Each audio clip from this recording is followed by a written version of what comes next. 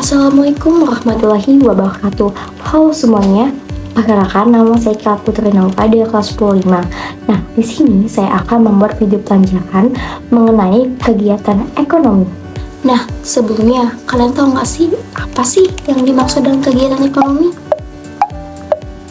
Nah, kegiatan ekonomi adalah sebuah aktivitas yang dilakukan oleh manusia untuk memenuhi kebutuhan hidupnya. Kegiatan ekonomi memiliki 3 jenis, yaitu produksi, distribusi, dan konsumsi. Nah, yang pertama kita akan membahas tentang produksi. Produksi sendiri adalah kegiatan yang menghasilkan barang dan menambah nilai guna suatu barang ataupun jasa. Nah, adapun faktor-faktor yang mempengaruhi kegiatan produksi ini loh teman-teman. Yang pertama adalah sumber daya alam. Segala sesuatu yang berada di alam ini dapat kita manfaatkan dalam kegiatan produksi loh. Contohnya adalah tanah. Nah, dari tanah kita bisa membuat atau memproduksi genteng maupun batu bata. Dan yang kedua adalah air sebagai pembangkit listrik tenaga air. Nah, yang ketiga adalah sinar matahari.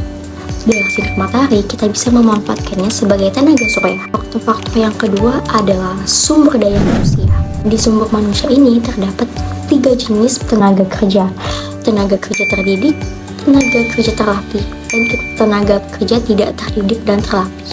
Apa yang dimaksud dengan tenaga kerja terdidik? Tenaga kerja terdidik adalah orang yang menempuh pendidikan tinggi untuk mengambil suatu keahlian. Contohnya adalah dokter, guru, dan pengacara.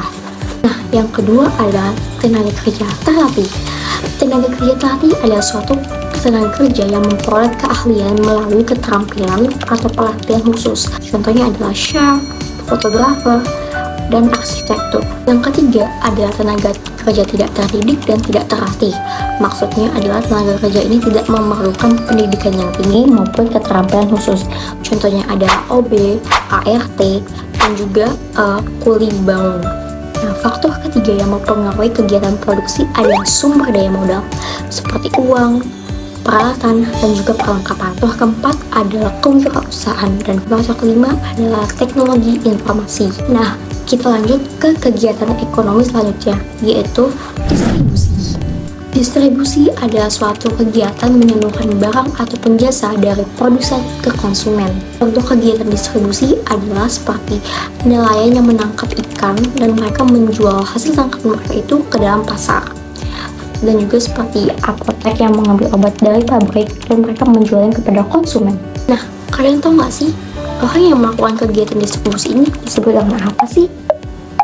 Ya, bener banget. Orang yang melakukan kegiatan distribusi adalah disebut distributor.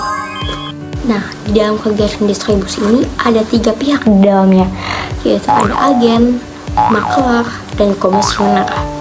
Yang pertama agen. Agen adalah pihak atau pedagang perantara yang melakukan jual beli untuk memiliki usaha. Sedangkan makelar adalah perantara perdagangan antara penjual dan pembeli. Nah, sedangkan komisioner adalah orang yang menjalankan usaha dengan namanya sendiri yang ditunjuk oleh pihak tertentu. Ada 4 faktor yang mempengaruhi kegiatan penyaluran barang, seperti biaya, jumlah penjualan, sifat barang, dan tingkat keuntungan. Kegiatan ekonomi ketiga adalah konsumsi. Konsumsi adalah suatu kegiatan yang memakai, menggunakan, dan mengurangi suatu barang maupun jasa. Faktor-faktor yang mempengaruhi kegiatan konsumsi.